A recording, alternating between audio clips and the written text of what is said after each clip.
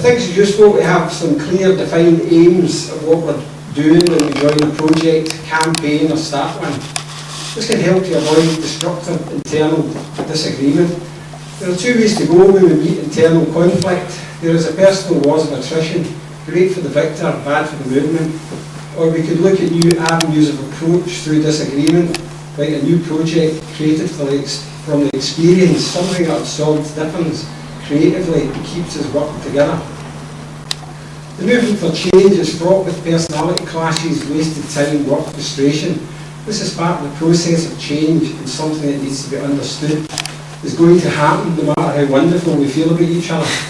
This is a real work and there is no easy answers. It's just something we need to work through day to day and come out the other end with new knowledge that will help to sustain solidarity and build a vision of where we're going. It's always about what we do next that's important. Problems need to be seen as opportunities. Disappointment is part of the workload. The importance of having a vision is when things fail or disagreements arrive, there are a ton of other things to be going on with that are just as important and help to build the movement. There have been a lot of great projects over the years, some I've been involved in, that have been down in Swanee because they couldn't see past themselves. They had no clear vision of what it was they were trying to do, what they were trying to achieve, and what they were part of. The problem with creating a vision is you need to be serious about what you're doing and understand it's not all going to happen tomorrow. But clearly defined vision is what creates institutional change. That is changing the structure. At the top, there is a difference between cultural change and institutional change. The Leg Up Garden project I work with is part of cultural change, as is most of the other things we're involved in. Having all of this community stuff is wonderful, important, and we need it, but it's not enough. In order to protect cultural change, we need to make institutional change. If we do not, cultural change can be crushed at any time by the ruling institutions who thrive on their inability to imagine a vision to replace their institutions.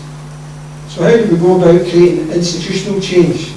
We could look at two approaches: protest and community organisation. If we are to effectively displace those at the top, we need to, as Michael Albert described it, to hurt what they hold dear and what is precious to them. We cannot appeal to their moral conscience because they don't have one. So we can go in the streets and protest against the most backward elements of our society, the people who run it. Do they listen?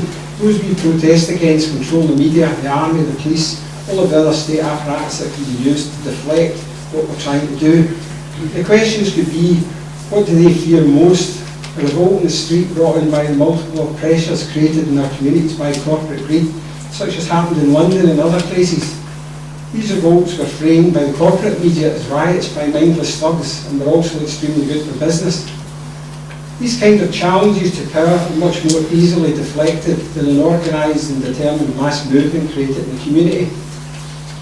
This is what those set in world domination fear most, because they understand solidarity, they understand organisation, they understand vision and self-determination are the tools of their trade, and they don't want them falling into the wrong hands. They are also the tools we have freely at our disposal and which we use to build our community projects. But we don't have to stop there. The next step is how we use these same tools to build a vision that will connect all these different projects into a mass movement to challenge corporate power and to create the institutional change in order to protect our cultural and social gains. So many of our projects fail or blunder over the years is in the failure to understand the importance of critical connections. We can't do it ourselves, no matter how good our projects are. No one has all the answers, but everyone has a place to be useful in how we make the connections that are relevant to transforming people's lives. So I'll finish by saying the things corporations fear most are not armies of protesters or acts that be down in a blaze of glory. What they fear most is that we should start to think differently about the many small things we tend to think are too insignificant to make a difference, so don't bother doing them. They're not creative enough, they do not fulfill us, they're thankless tasks, because these are usually the most important actions of all. They can also be the most boring and tedious things, but they can also be socialised and made fun and carried out and the awareness that others are working small detailed beliefs that one day will become part of the bigger picture. This is what Maggie Wheatley suggests when she says movements are born of critical connections rather than critical mass. Part of our job may be to find these connections.